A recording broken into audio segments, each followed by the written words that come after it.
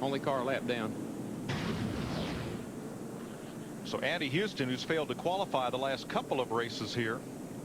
Well, that was we'll let the pictures tell the story. That was very uncalled for. Well, let's ride with Mike Skinner. See, the 96 gives up off the bottom of the track. Leaves the inside down here open. Skinner thinks he's got a shot. But you know, that cat on the outside got to get down in the corner. You can't just ride up around the top. So it's the third caution of the day at lap 30, and the victim of this one is Andy Houston. NASCAR on Fox returns to Bristol after this. Welcome back to Bristol, Tennessee. Third caution flag of the day. Andy Houston walked away from that hard hit into the wall up in turn number 3. Let's get an update from pit road. First, Steve Burns. Mike, our pole sitter, Mark Martin, has dropped to the 5th position. He told Jimmy Fennick his car was just a little bit loose at the beginning of the race. We've only run 20 green flag laps. He's happy now, wants his spotter to keep him in a heads-up position. Kevin Harvick, meanwhile, said he's running faster in that number 29 car than he did at practice yesterday. And he said, well, I was just a little bit angry from the Busch race. He's faster now. Let's go to Dick Berggren. Dale Jarrett is pitted just off the 4th turn here at Bristol. This is simply the loudest place in all of NASCAR because the sound rockets off these huge grandstands.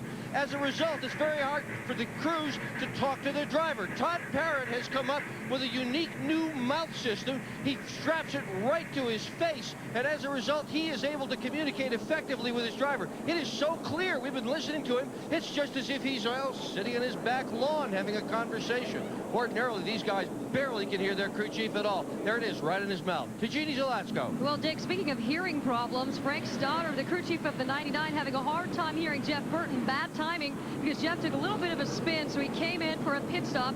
Just some body damage to the left rear, no problems there. Of course, the first time he came through, he took the right side tires, then had to make a second stop as well. That's the hazard of being on the back step, the back pit stop here. It's going to take him a little more time. So he's got 4 new tires out there. Not so much body damage, guys.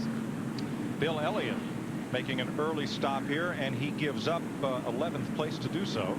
Yeah, I don't believe he was happy with his car. He'd been up on the outside, finally got back down on the inside there, but I think he was struggling with his car a little bit. You know, that noise factor, that trying to hear your crew, it can drive you crazy. It's just another one of those Bristol elements. Well, next week we go to the wide open spaces. We'll be stampeding to Texas. About 5 years ago, you talk about fast. It is a fast racetrack. What's going on down there, Steve Burns?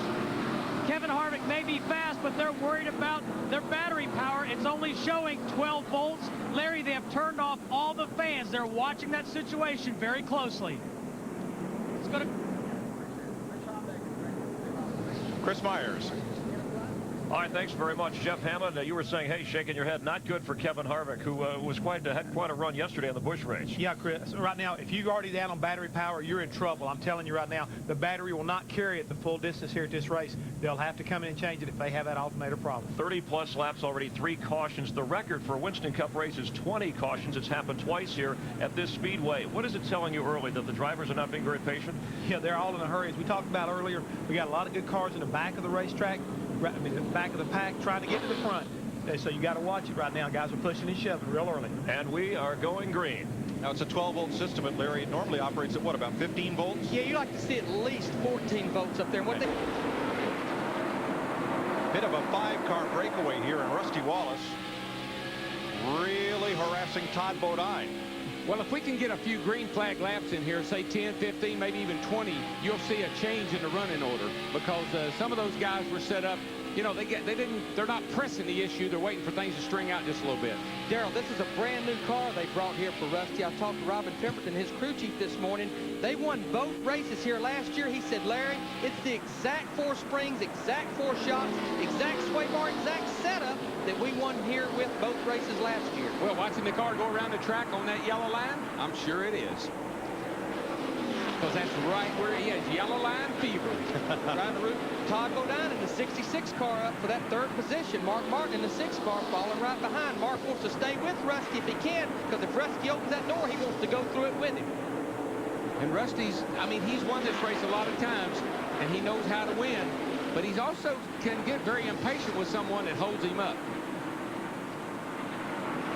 Patience and feelings. And the reason I say feelings, whether you're a driver, whether you're a crew chief, whether you're a spotter, the best thing you can do is in the morning, leave your feelings outside and pick them up when you leave here, because if you don't, you're probably going to get them hurt. Oh, yeah. Takes 15 seconds to get around here. Takes 15 seconds to get 4 tires. It takes 15 seconds to get in one whale of a fight. Pretty impressed with Todd Bodine in the 66 car. They was not very happy with his car yesterday. Of course, he run good in that 00 Busch Grand National car yesterday. They tried the setup out of that car under this car. Just didn't suit this Winston Cup car. Yeah, he was like 38 quickest in rush hour yesterday, so they definitely helped the car a lot. Pick up the battle for 19th place, where Joe Nemechek is trying to hold off Jeremy Mayfield. 33 and 12. Joe gets up in that high line. Jeremy Mayfield gets the run underneath him down the front stretch here. Going to take the position. Here comes Benson in the 10 car. The 12 car's opening that door. Benson wants to go through it with him. Jeremy started 30th. Benson started 28th. They're both on the move. Jeannie? Well, guys, last year, Johnny Benson's crew chief, James Ince, asked Benson to drive only at 80%. He said, look, we'll give you 120% in the pit, so keep it at 80. And it paid dividends. Benson stayed on the lead lap, and in that late rally, he claimed second place.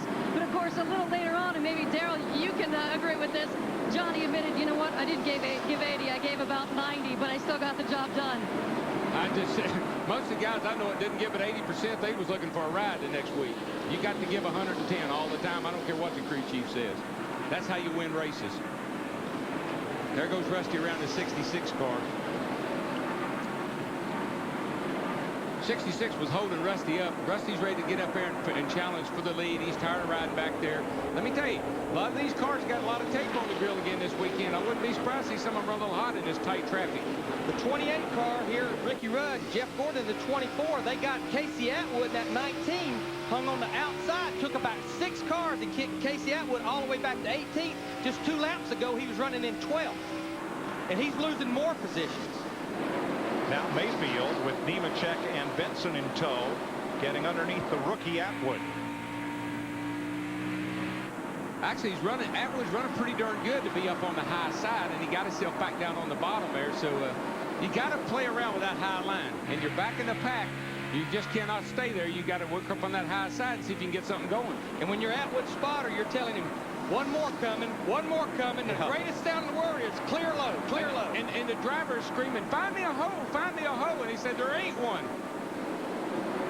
Kevin Harvick leads by 0.6 of a second here at Bristol, his 5th Winston Cup start and the 2nd race that he has led. Sterling Marlin, their number 40, runs in 2nd. Rusty Wallace is 3rd. Todd Bodine and pole sitter Mark Martin. We'll be right back to Bristol on Fox. Continues to lead at Bristol Motor Speedway, built in 1961 as a 22-degree banked racetrack. In 1969, they steepened it to 36 degrees, the steepest banked track in all NASCAR. As leader Kevin Harvick, number 29, gets into race traffic. Before they increased the banking, it took too long to run 500 laps here, so they banked her up a little bit more and said, now see how long it takes you to run 500 laps. The laps go by in the blink of an eye here. It's great to lead a race here, but here's the worst nightmare as the leader. We've been racing now under green since the last caution for about 25 to 30 laps. Here's Jeff Gordon, the 24 car, taking the position of Dale Earnhardt